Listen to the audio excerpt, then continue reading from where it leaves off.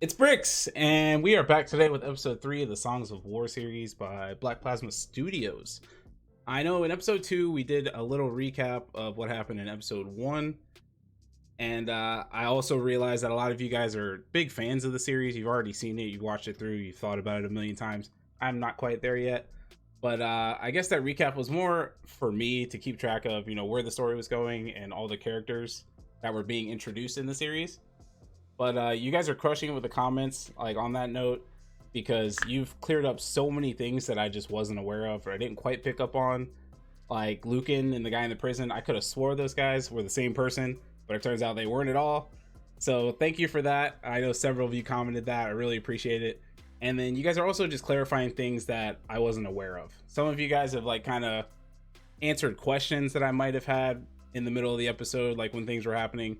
So that's super helpful, and you guys are doing it in a way that you're not ruining the series, so that's very much appreciated. Thank you for that. I do want that novel, first time viewer experience, and you guys are helping me to do that, and keeping me involved in the story was something I might have missed. So super thankful. Thank you very much, and keep the comments coming. You guys are crushing it. I'm loving it. It's a great time. But with that being said, we're gonna go ahead and hop into episode 3. Now, before we get into this, I did want to say that someone did mention in the comments, again, thank you, that we're not going to expect a lot of fight scenes going into the first couple episodes like there were in the very beginning episode, where they were showing the giant, the Great War, the big battles and stuff. So we're going to get a little more story elements, but let's just go ahead and hop into it.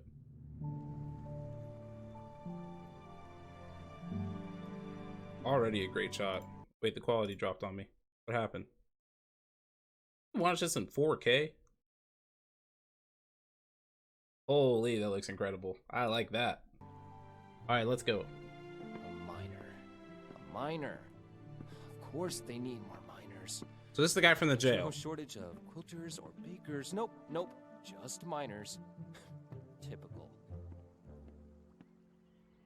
Wait, so this is Lucan. And the guy with Grim is not Lucan. They never really say his name, I don't think. Hello? Another legally obligated miner here to do service. You've got to be kidding me. Oh, he had a solo party. Anyone awake around here? Hey! What? I'm here for mining duty. I'm looking for my guard, Eddie. That's me, Eddie, at your service. I prepared some beverages, but I Drank them all. drank most of them. Yep. He's lit. Potato? No thanks. I ate on the way here. Oh, the name's Lucan, by the way. Nice to meet you, Lucan. My name's Eddie. Let's get started. I've been a guard here at the base salt mines all my life, and boy, I'll tell you, I have guarded like you've never seen. My father was a guard. My brother was a guard. My sister was a guard. Wait, I don't have a sister. So they're pointing out right away, they add this Eddie character into the story. It's one of those things where, I've been told not to get too attached to characters in this, but like, I don't know if it's more of like comedic relief or just like, someone who isn't super important to the story, but this guy is been drinking a lot, to say the least, and he's still drinking as they go into the mines. He's supposed to be a guard. I don't know how you do your job like that, but hey, more power to him. And I'm telling him, no, you shouldn't eat spider eyes. They're poisoned in one bite. But he eats it anyway. Uncle was riding a pig off a... Stop. Would you be quiet for a second? Oh, you get used to hearing strange sounds down here, Lucan. I hear them all the time now. So this is Lucan. Okay, now we know. Got a bad feeling about this. We'll be working over there on Oh. our left. This is a whole operation. Right. The glowing ores look really good. Especially in like a dark cave. It just looks really cool.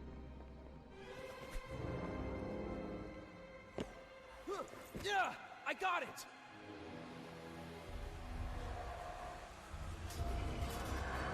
Zombies! Oh. I need to hold them off. Go raise the alarm. Eddie!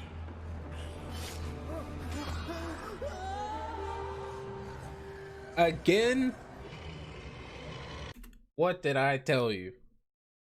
Like, we don't know if he's actually gone. It could have just been a long fall. He might be alright. We don't know. But, like, we've known this guy for 60 whole seconds.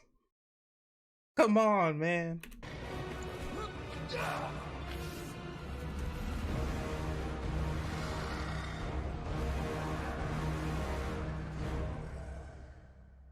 That's it.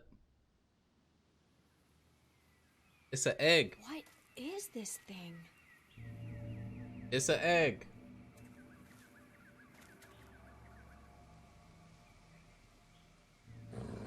Sam, shush. Sam's the homie.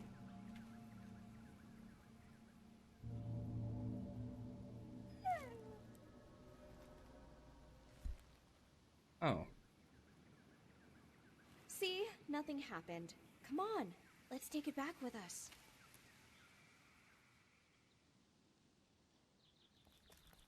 Abigail, were you out hunting again? Mr. Finch. Abigail. Sam and I went out early to catch something for dinner. Did you at least harvest the sugar cane before you left? Yeah, I got it. Nope. I'm sorry, Mr. Finch. I was going to get it this morning. All right. So, did you catch anything? Well, we would have got a pig if it weren't for someone. Well, I imagine you both are hungry. You can blame See the that dog. pack over there? It's full of fresh meat, fruit, bread, and all other sorts of food. Bought it all in Oakendale during my last trip. Didn't need to hunt for it. Yoink. On top of that, we got a whole season of crops of our own, ready for harvest. We're farmers, Abigail, just like your parents were. Now, you go get that sugar cane before it gets dark. I'll be enjoying a nice dinner in the meantime. I don't know why he just slid in with that comment just in the middle of that conversation like nothing happened. Obviously, there's some sort of disconnect that goes on between Abigail and her parents. Like, I'm sure there's a story behind it that we're just not aware of yet. But she's with this Mr. Finch guy. I assume she lives at this place because they said they were going home and they ended up here.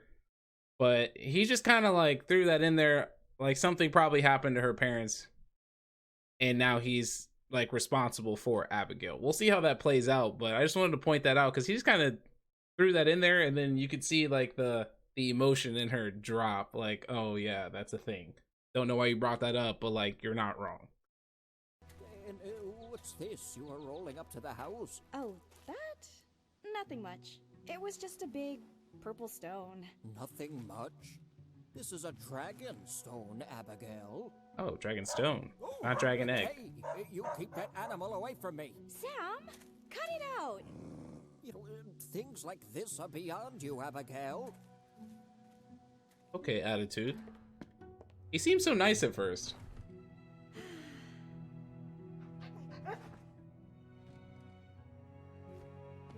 Hey, Sam the man. We love a good dog. Safe travels to you both. Thalleous, I shall await your return so that we may have ourselves a proper reunion. Senn, I expect more from you when I next see you. I will do better. I promise. Farewell, Osivia. Climb on up, Senn.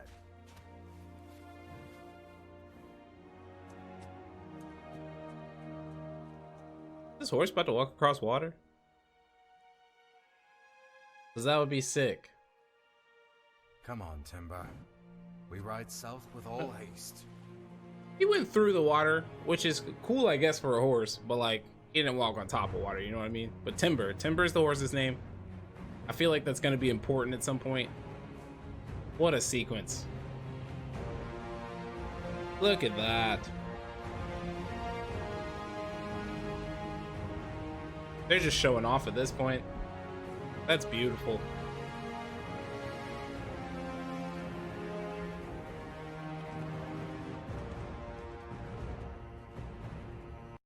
See, this is just Black Plasma Studios being like, hey, yeah, we know we're good. You want to see real good? Here you go. Just a sequence. It's probably been like 5 or 6 different shots with like a dynamic camera motion. But like the scenes are incredible, the lighting is incredible. Obviously, the way they color grade it, you know, they accent the characters glowing, incredible. It's just this is a flex. That's all it is. This is a flex, and I'm not mad at it. It looks good.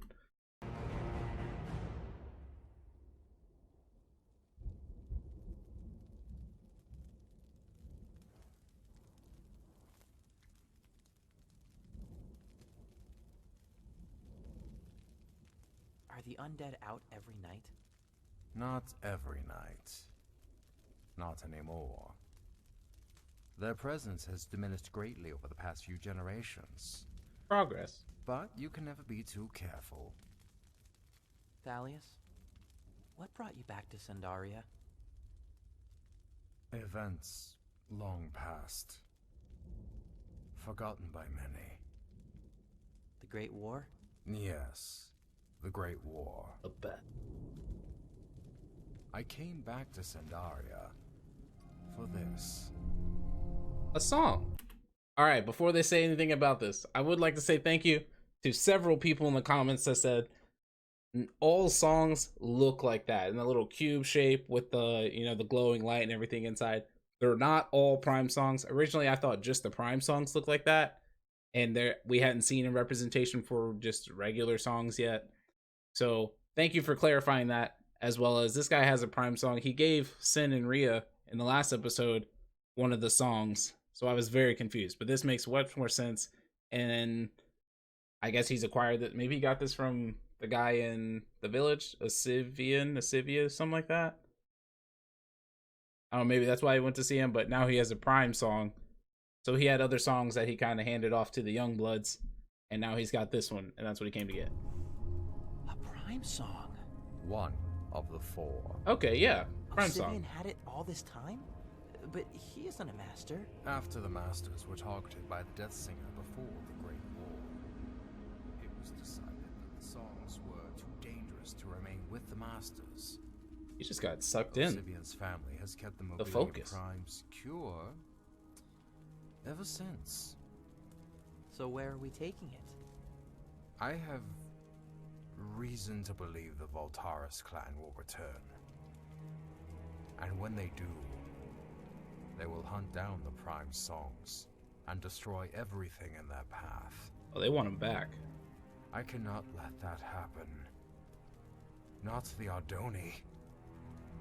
Not to you. New Death Singer I'm on the moving way. the song to a safer place. Get some sleep, Senn.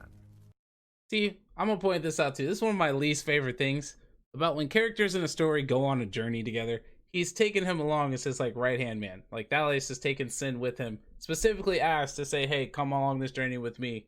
You know, you don't really have a clan, so come give yourself something to work towards." But then he's like super mysterious and like ominous and like, "Yeah, we're going on this mission." And I'm like, he's on your team, bro. Just tell him where you're going. Why do you have to be so nonchalant about it? Like, yeah, we're going to a better place.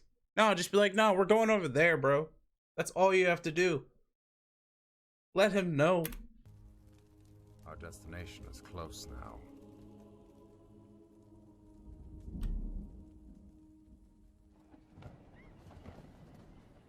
That effect looks really cool with the wool. Holy.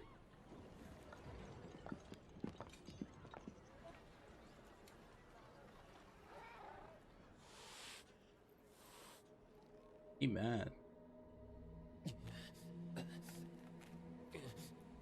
Oh, he made it out. This is still Lucan the Miner. This is some grave news you've brought us.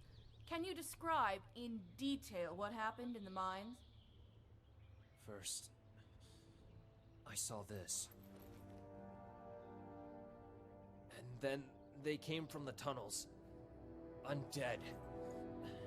Using weapons and wearing armor. There have been rumors of necromancers who seek to control the undead and use them as an army. I've heard similar stories. The undead have been attacking strategically and in greater numbers. Lucan, you owe the Kingdom of Felden further service, so I am tasking you to investigate the situation. What? Me? I can't. I'm not... I just got lucky. You want me to fight necromancers now? Investigate. Okay, first off, he has never regretted doing anything the way that he has regretted this currently. Let me tell you, he does one thing, he owes a debt to the kingdom, and he ends up getting assigned to miner duty, gets sent to the mine with a super drunk guard. Once he shows up to the mine, he immediately gets attacked by zombies, somehow survives the attack, makes it out of the mine, barely gets back here, and they're like, hey, we know this was kind of rough, but this is your job now. That's messed up. That's messed up. Are they just gonna send him right back in and be like, yeah, you know, it's crazy, but like, this is you. Report back to us with your findings. He ain't never gonna steal anything again. Never. Or whatever his crime was. He wasn't the thief, apparently. I don't know.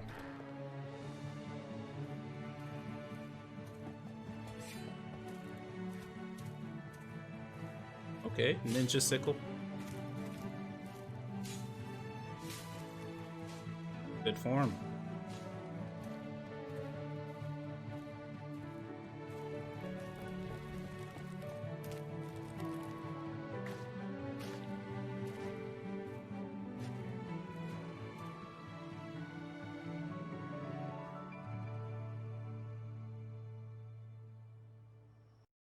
See, it's things like that that make me believe that Abigail is going to be a character that we're gonna see throughout the rest of this. That, you know, it's someone you're gonna want to get to know and, you know, learn to care for, because that scene doesn't really do too much to progress the story, you know, of what's happening, like the greater picture. But it creates that like feel good moment in direct contrast to Lucan getting sent to, you know, fight the things that literally just attacked him. You switch over to this really lighthearted, like kind of uplifting scene of, hey, she's putting in the work, you know, she's getting this job done. It was very bright. The music was very uplifting. So it creates that like warm, like home feeling. You know what I mean?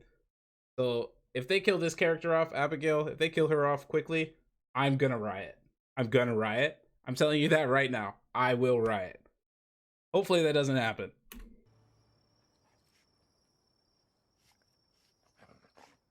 Or Sam. Don't kill Sam either.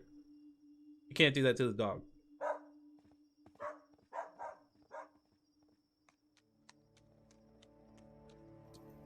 Excuse me, sir. We're on the lookout for two thieves. Last reported heading this way. You haven't seen no one in these parts but yourself. What did they steal? A relic from Etheria. The Dragonstone. One of the few remaining in all of Ardonia. You know who that was. Well, it's been all quiet here, as usual. Sneak level 0?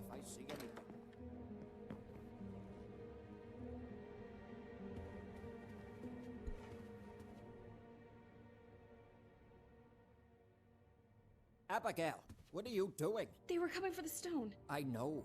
What, you think I would hand it over like that? I can sell it for a lot more than what they'll offer. Okay. I just did a full 180 in about 2 seconds. I thought he was going to be like, yeah, this is something you found. We don't know what it's for. So, like, we don't want to just hand it over to whoever asked for it. But he was like, nah, I'm going to sell that. I'm going to make some money. You know, we're starting to see some character development by Mr. Finch here. Now, hand me the stone. Yeah. Abigail.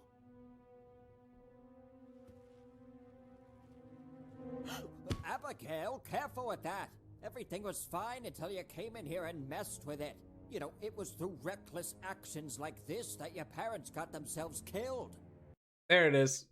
That's what I was talking about earlier. You could see there was some kind of comment towards it that kind of like lowered her mood, is like as soon as she thought about it. And this is where it comes forward that apparently her parents got killed being reckless. I don't know what they were doing. I'm also surprised the egg, or the stone, not the egg, the dragon stone, didn't disappear as soon as it hit the ground, because that's what happened for Grimm and the other guy. But yeah, this is where you can see the butting heads of the characters. Obviously, they're not like relatives or anything. Mr. Finch is just kind of taking care of Abigail, I assume, as she grew up without her parents. But you can see where he's got his own motivations that are completely different from hers. And this is where those those two personalities are colliding.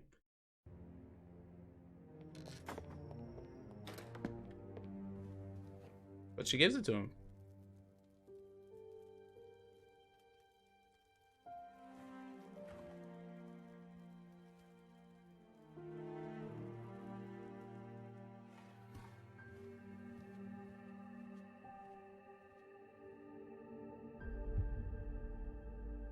That's sick. That's where we end. Alright, so now that episode 3 is over, just a quick recap. You know, they have a few different storylines. We're now in full motion. I don't know what's floating right here. Thalleous and Senn are off to a safe place to hide the Prime Song because they know the Voltaris were going to want it back once they get their forces together. They want to get all the Prime Songs together so that they can kind of take over the same way they tried to in the Great War. But luckily the good guys came out on the positive side of that one. So maybe we can avoid a war altogether. If not, they still want to keep that out of the reach of the Voltaris as much as they can. Voltaris, the red guys, the bad guys. Lucan is being sent to investigate the threat that literally just attacked him. Apparently it has something to do with necromancers, but it's the undead threat is what they refer to it as, I think. And it's just the zombies attacking and when they do and why they have armor now and are, you know, attacking in waves and being strategic about it. He's being sent to figure out why that's happening immediately after being attacked by them. So Lucan is not living it up to the best right now, but you know, that's kind of what they progressed through in this episode for him. And then they introduce this Abbigail character who finds the dragon stone, not dragon egg, at the beginning of the episode, or I guess at the end of this episode 2. But she brings it back to the farm, and then they show a little character development with her and Mr. Finch. He started off as this, you know, adorable old man who's kind of looking out for Abbigail. But then once the guard comes to look for the egg and talk about the thieves that took it and stuff, obviously he didn't give away the egg right away and just kind of hand it over to the guards. But he, you know, he has his ulterior motives of he wants to sell it and make money off of it. And then gets, you know, turns very quickly from the adorable old man on a farm to the angry old man on a farm who's just, you know, in charge. So Abbigail ends up giving him the egg anyways. Obviously she didn't want to. Then he comes off about her parents and stuff and how they were reckless and are no longer around. And, you know, that clearly hits her, you know, in a solid place. But we're learning to love, it's the contrast, is we're learning to love Abbigail, maybe not so much Mr. Finch. But yeah, that didn't take very long. But again, those are the 3 main storylines that have been progressed in this episode. I think it's the only 3 that we got scenes from, to be honest. But to talk about the animation, obviously it's incredible. I was talking about it a little bit earlier when they were doing the set of scenes that were just Thalleous and Senn traveling. Obviously beautiful. It goes without saying that the animation is incredible, and it's at such a high level, like consistently, that I don't even think I can do it justice by trying to, like, you know, pick it apart or like explain the different things. Like there's probably so much more that goes into it that's at such a high level that I don't even recognize. So, you know, obviously well done to them. Black Plasma Studios, they're unreal. So, you know, feel free to check them out. I put the description to this video that we just watched, as well as their, you know, homepage. So you can go check out any of their other stuff. All that'll be down in the description below. I put it for all the videos because honestly, they're super incredible. I do plan on watching more of their stuff once we get through. I know it's the season 1 for Songs of War. And then apparently there's some fan-made season 2s. Still looking at the comments to see, you know, you guys' thoughts on that. Some of you guys are saying, you know, check out the scripts. Some are saying wait for this set of videos to come out or this set because they're made by different, you know, fan studios. But we'll see how, once we get to the end, we'll see where we go from there. But I do intend to check out more Black Magic for sure. So maybe get a sneak peek at it, and then I'll do a reaction video on it in the future. But I think that's about it. If you enjoyed the video, drop a like. I'd really appreciate that. Consider subscribing if you're excited to see more videos. And that being said, thank you guys for watching. You have a good one.